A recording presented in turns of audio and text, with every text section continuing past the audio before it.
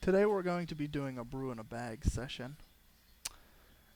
We want to heat our strike water up to around 170 degrees because we're going to do our mash right in the boil kettle. Once we get it up to the temperature we want to kill the flame as to not burn the bag or scorch the grain. Now, I have a strainer that came with my turkey fryer kit that I like to put my bag in, and it makes it easier to lift it out because it has this handle in it. But if you only have a bag, you can do just the bag in the boil kettle.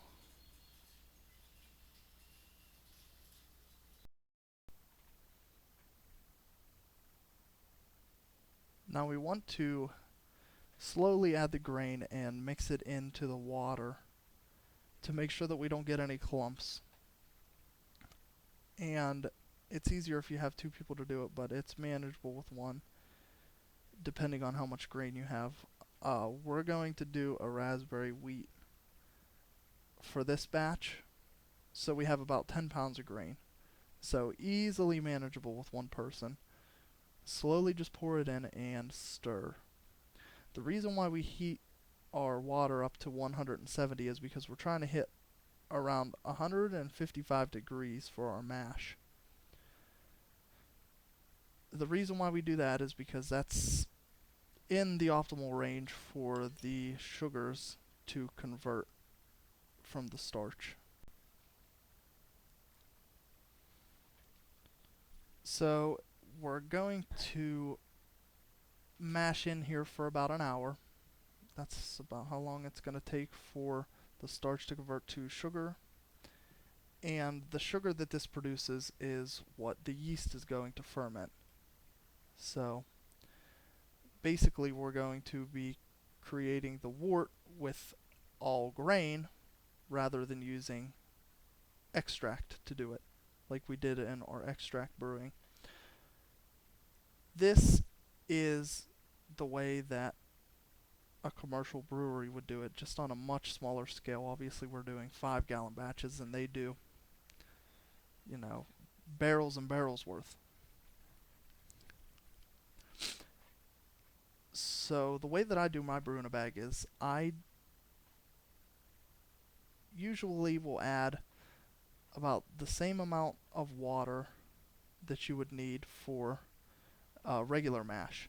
And then since I have a strainer, I'm going to do a sparge. Now you don't have to do a sparge whenever you do brew in a bag, but I'm going to, just because I have the capability, and I think that I'll probably extract more sugar and get a better efficiency if I do so.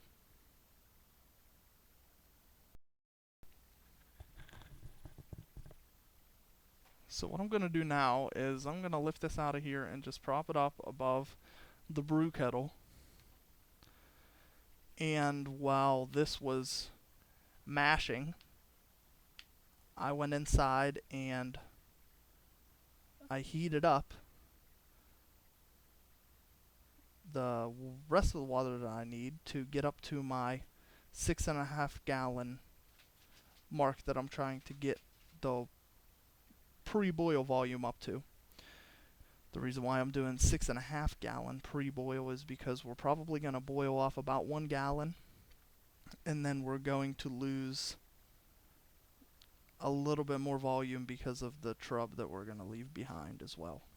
So we're trying to come out around 5 gallons. That's what the batch is for.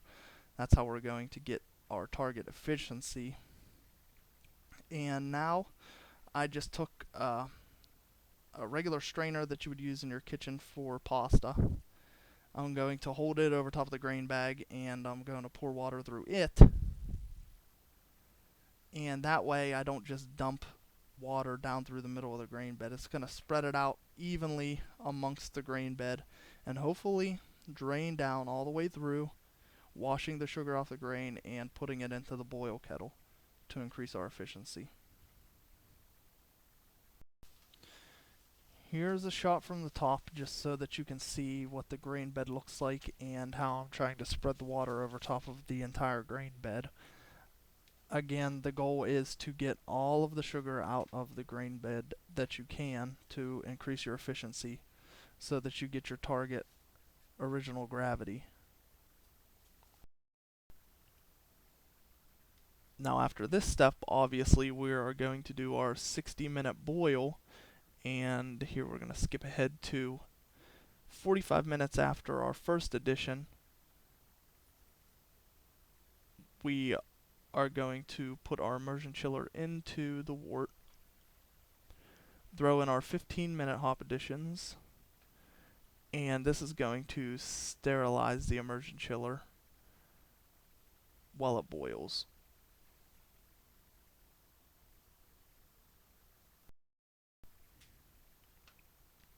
After we throw in our finishing hops, we are going to cool this down as fast as possible, and the reason why we do this is to minimize the risk of infection, and it's also going to make the proteins fall to the bottom of the boil kettle. It's called a cold break, and that's going to help keep our beer nice and clear. So we're just running cold water through this, and it's going to drop the temperature down to pitchable rate. So we're going to try to get it down below 80 degrees. With my chiller, it takes about 15 minutes. Now, as this was going on, we were sanitizing our racking equipment, and now we're going to go ahead and siphon the beer into our fermenter so that we can finish this up and do our fermentation.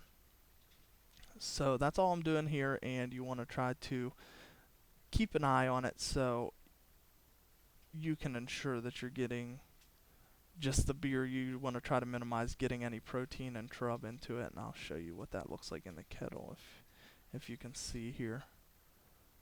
See, we're trying to get nice clear beer into the fermenter, and we're trying to keep the protein out. And I like to save the water that I run through my immersion chiller so that I can use it for other things later.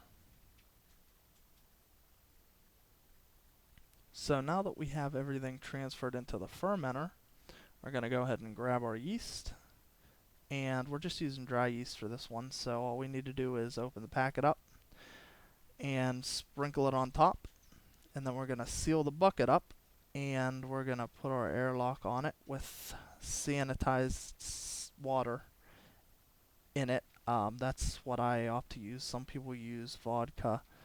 I don't recommend using just water, because if there's any suck back, the water can go into your beer, and if there's anything nasty in it, it'll just ruin it.